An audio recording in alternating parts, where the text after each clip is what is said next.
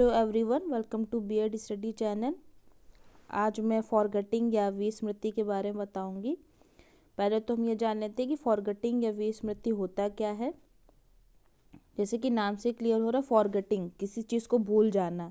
यहाँ पे जैसे कि मन की एक डेफिनेशन भी लिखी हुई है, forgetting is failing to retain और to be able to recall what has been acquired. कि जो कुछ भी हमने याद किया हुआ है, जो कुछ भी हमने पढ़ा हुआ है, उसको हम रिकॉल नहीं कर पा रहे हैं, उसका पुनः स्मरण नहीं कर पा रहे हैं। तो कहने का मतलब ये है कि सीखी हुई वस्तु को धारण और पुनः स्मरण करने में जो असफलता प्राप्त होती है, जो असफल हम होते हैं, उसको ही हम विस्मृति कहते हैं। ठीक है, फॉरगेटिंग कहते हैं।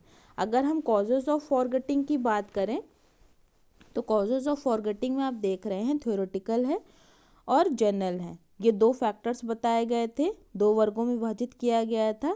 थ्योरेटिकल में ये थ्योरीज दी गई थी, थ्योरी ऑफ डिसयूज जो एबिंगहॉस ने दी थी। एबिंगहॉस कहते हैं कि वो विषय सामग्री जिनका हम बार बार अभ्यास नहीं करते हैं, बार बार उनका यूज़ नहीं करते हैं, वो क्या होती है, थ्योरी ऑफ डिसयूज होती है। इसलिए हम उन चीज़ों को फॉरगेट कर जाते हैं, भूल जाते हैं।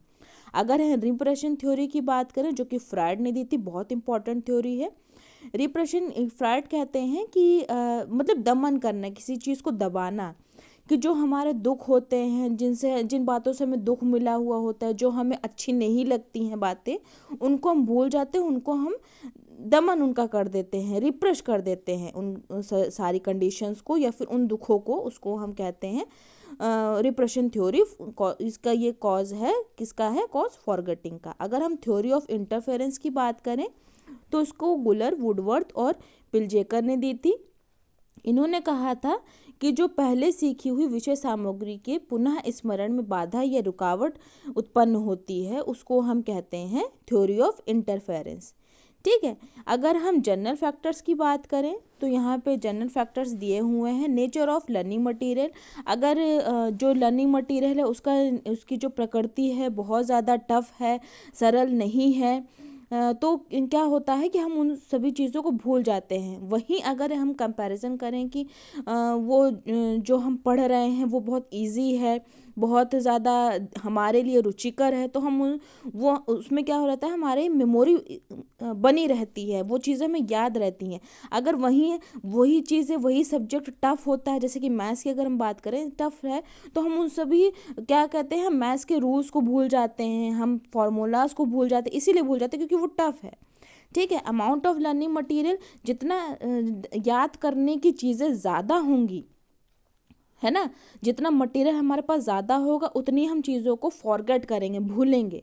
डिफेक्टिव मेथड ऑफ लर्निंग, अगर बहुत ज़्यादा टफ मेथड को यूज़ किया जा रहा है, इजी मेथड को नहीं यूज़ किया जा रहा है याद करने में, तो हम चीज़ों को भूलने लगते हैं।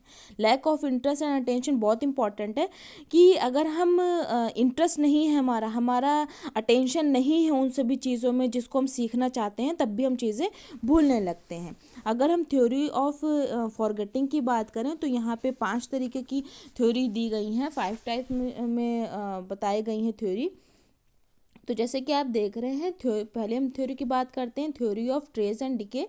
ये यूटिलिटी और टाइम पर निर्भर करती है, कि जितना हम जिस भी चीज़ को टाइम दे रहे हैं, उपयोगिता दे पा रहे हैं, वो चीज़ें हमारे दिमाग में ज़्यादा बनी रहेंगी। अगर हम टाइम नहीं दे पा रहे हैं, हम अभ्यास नहीं कर रहे हैं, वो चीज़ को उपयोगिता नहीं दे रहे हैं, तो हम उन सभी चीज़ों को भूलने लगते हैं।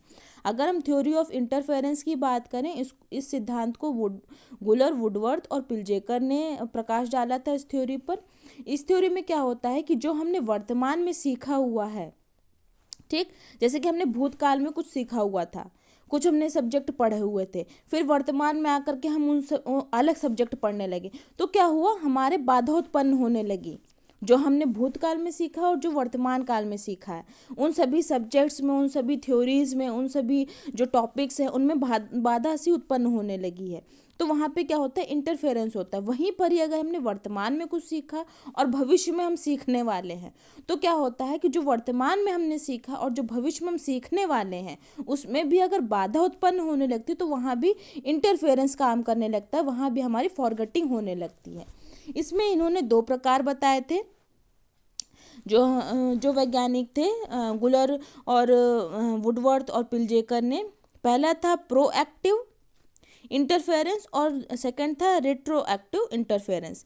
प्रोएक्टिव में क्या था, बहुत इजी है, अगर आप ठीक से पढ़ेंगे तो।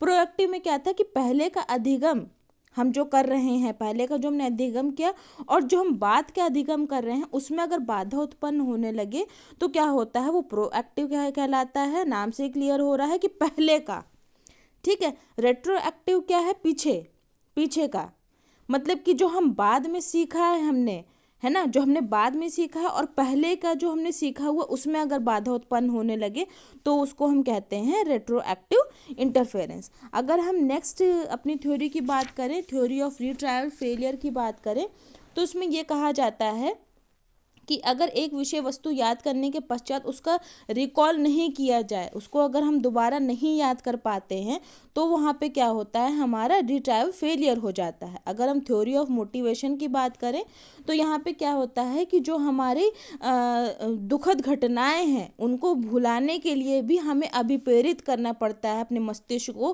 कि वो सभी चीज़ें हमारे माइंड में कहीं जा कर के दब जाएं, वो बार बार उभर करके ना आए, वो हमारे दिमाग में ना रहें, ताकि हमारे दिमाग की जो स्टोरेज मेमोरी है उसको वो ख़राब ना करें, ठीक है। थ्योरी ऑफ कंसोलिडेशन की अगर हम बात करें तो ये रहता है कि जो भी हम सीख रहे हैं उसमें हम किसी तरीके का कोई छेड़छाड़ ना करें। फॉर एग्जांपल, अगर हम कोई सीमेंट की ईंटों की कोई बिल्डिंग बना रहे हैं, कोई स्ट्रक्चर बना रहे हैं, अगर हम उसी टाइम ही उसको थोड़ा सा समय दें, है ना, अगर हम उसको समय नहीं देंगे तो क्या होता है, वो स्ट्रक्चर नहीं बन पाएगा, ठीक है, वो स्ट्रक्चर कहीं से क्रैक होने लगेगा, टूटने लगेगा। तो वही चीज़ यहीं पे कही गई है कि अगर हम कुछ भी सीख रहे हैं, कोई भी हम नई चीज़ सीख रहे हैं, तो हमें उसमें किसी तरीके की हम कोई अलग अगर हम कोई टॉपिक सीख रहे हैं उस टॉपिक में हम किसी अदर टॉपिक को रिलेट ना करें, ठीक है। जो हम लर्निंग कर रहे हैं उसी टॉपिक पर ही, उसी लर्निंग पर ही हम सिर्फ फोकस करें तो हमारी थ्योरी ऑफ कंसोलिडेशन उसमें